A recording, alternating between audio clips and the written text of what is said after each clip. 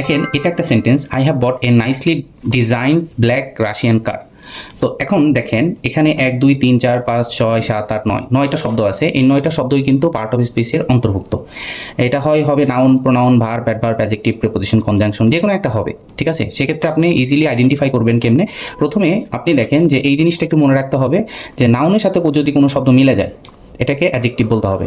ওকে, অ্যাডজেক্টিভের সাথে কোনো শব্দ মিলে গেলে এটাকে অ্যাডভার্ব বলতে হবে। আর ভার্বের সাথে কোনো শব্দ মিলে গেলে অ্যাডভার্ব বলতে হবে। আর অ্যাডভার্বের সাথে মিললে তো অবশ্যই এটা অ্যাডভার্ব হবে। এতটুকু মনে রাখলেই হবে। নাউনের সাথে মিলে গেছে অ্যাডজেক্টিভ, অ্যাডজেক্টিভের সাথে মিলে গেছে অ্যাডভার্ব, ভার্বের সাথে মিলে গেছে অ্যাডভার্ব, অ্যাডভার্বের সাথে মিলে গেছে অ্যাডভার্ব। ঠিক আছে, চলুন আমরা প্রথমে এই সেন্টেন্সটা থেকে প্রত্যেকটা শব্দ কোন পার্ট অফ স্পিচের অন্তর্ভুক্ত আমরা শিখে নিব। দেখেন I have bought a nicely design black Russian car. এখানে আপনি কি চিনেন? প্রথমে দেখেন একদম লাস্টের থেকে কার যে একটা নাউন, এটা আমরা সবাই বুঝতে পারছি কার। তো রাশিয়ান কার, রাশিয়ান কার মিলে কিনা? মিলে। তো রাশিয়ান কার নাউনের সাথে মিলে গেছে, তাহলে এই রাশিয়ানটা হলো একটা অ্যাডজেক্টিভ। আচ্ছা, ব্ল্যাক, ব্ল্যাক রাশিয়ান না ব্ল্যাক কার? ব্ল্যাক কার। তাহলে এই যে নাউনের সাথে মিলে গেছে, তো ব্ল্যাকটা হচ্ছে একটা adjective. Designed, design black, design Russian না ডিজাইন কার? ডিজাইন কার।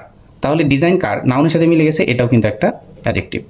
Nicely, nicely design, nicely black, nicely Russian না নাইসলি কার?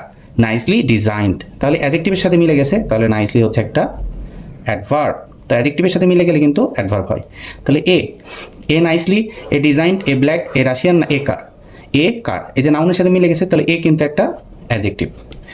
এটা অনেকে বলতে পারে এ তো একটা আর্টিকেল। তো অবশ্যই আর্টিকেল, তবে পার্ট অফ স্পিচ বলতে যদি আপনাকে বলে আর্টিকেল তো পার্ট অফ স্পিচের অন্তর্ভুক্ত না।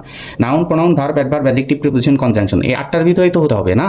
তো এটা অবশ্যই অ্যাডজেক্টিভ, এটা আর্টিকেল তো অবশ্যই। ঠিক আছে, আচ্ছা, বট, হ্যাভ বট, দুইটা ভার্ব থাকলে পরেরটা মেইন ভার্ব, আগেরটা অক্সিলারি ভার্ব, আর আই হচ্ছে প্রোনাউন।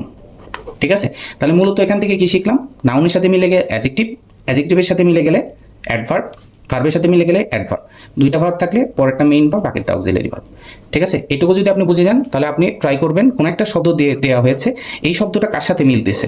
ওই শব্দটা যদি নাউন হয়, নাউনের সাথে মিলে গেছে মানে এটা একটা অ্যাডজেক্টিভ, আবার অ্যাডজেক্টিভের সাথে মিলে গেছে এটা একটা অ্যাডভার্ব।